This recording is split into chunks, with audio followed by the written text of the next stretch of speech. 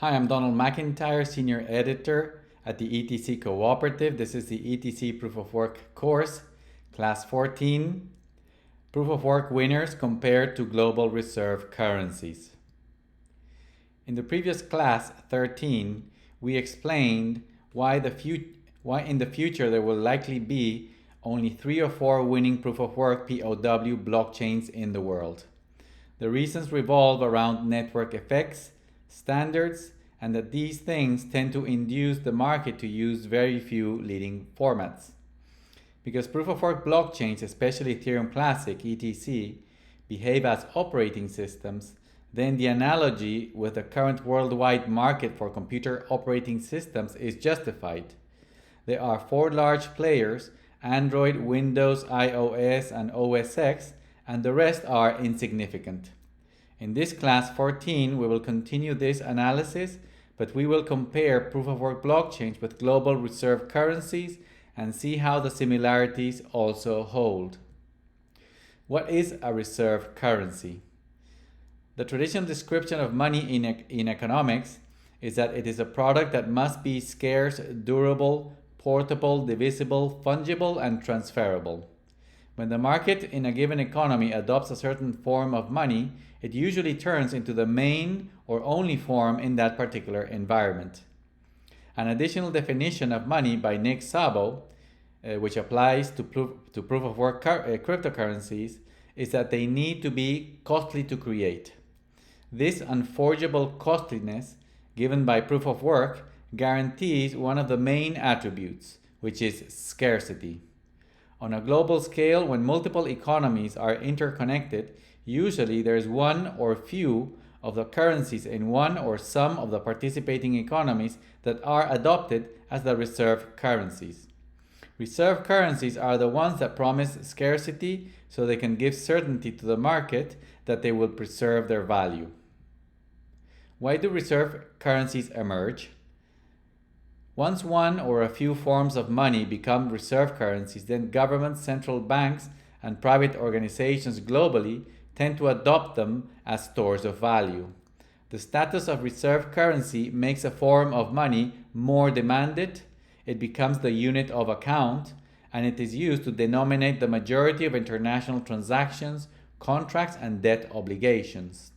Governments and market players make these choices that result in very few global reserve currencies because of the following reasons. Mental costs. If multiple economies, lenders, debtors, traders, exporters, importers, and other economic agents were to adopt many currencies, then the mental cost of tracking and processing trade would be very high, and finances and payments would become risky and unmanageable. Coordination costs. If multiple economies, lenders, debtors, traders, exporters, importers, and other economic agents were to adopt many currencies, then the cost of coordination between all these players would skyrocket, and commerce and contracts would shrink as they become cumbersome and onerous. Simplification of prices. Related to mental costs, if many currencies were adopted by the global economy, then there would need to be many prices for each product, making the system confusing and difficult to grasp. Network effects. Once a critical mass of economic agents adopt a currency to simplify their life and do commerce and contracting more efficiently, then that currency becomes more valuable for other agents who want to participate in the global economy. The more peoples use a currency worldwide, the more valuable it becomes for other peoples. For all of the reasons above, global reserve currencies inexorably emerge. What are the current reserve currencies in the world? For those who may say that blockchains are not operating systems, as we described in the previous class, but are reserve currencies, we can say exactly the same for reserve currencies anyway. Global reserve currencies have the same network effects, and there are 3 or 4 winners in that segment as well. As may be seen in the chart in this section, the first 4 top global reserve currencies, the US dollar, the euro, the yen, and the pound sterling, have a combined share of 89.29%. This follows the same pattern as with operating systems. Note the distribution in global reserve currencies, that the largest is very large and then the rest falls steeply, and after the fourth player the rest are practically insignificant. All this affirms the thesis that there will be 3 or 4 very large proof-of-work blockchains in the future, as they follow both the pattern of operating systems and global reserve currencies.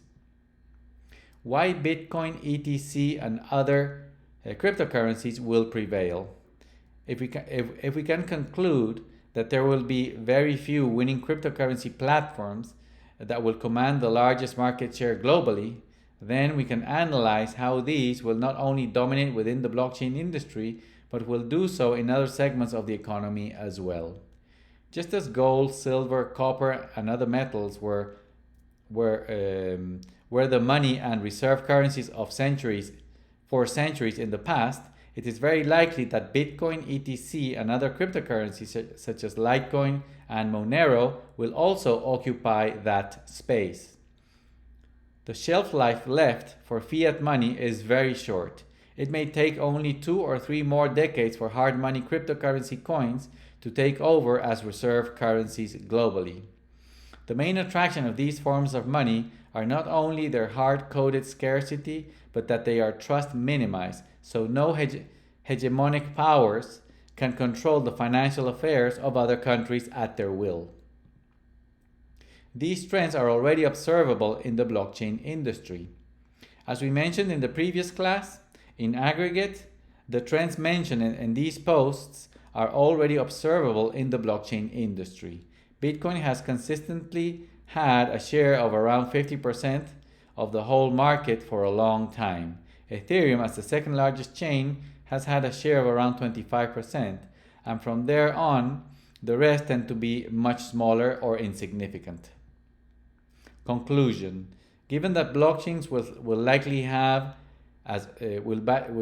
likely behave as operating systems and reserve currencies, that these segments usually have 3 or 4 large players, and that these trends are already observable in the current market, we may deduce that the proof-of-work blockchain layer of the industry will have 3 or 4 large players as well, and that the rest will likely be insignificant. Consistent with this view, we estimate that Bitcoin will continue to command a 50% share in the proof-of-work segment.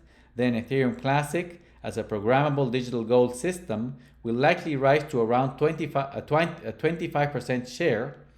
Then another system, probably Litecoin, will have around a 12.5% share, and then maybe Monero, because of its privacy positioning, a 6.25% share, and the rest will follow, but with less significant sizes. In our next class, we will explain how these things will play out with regard to the layers of the blockchain industry. Thank you for watching this video, ETC Proof of Work course, Class 14, Proof of Work winners compared to global reserve currencies. Thank you very much.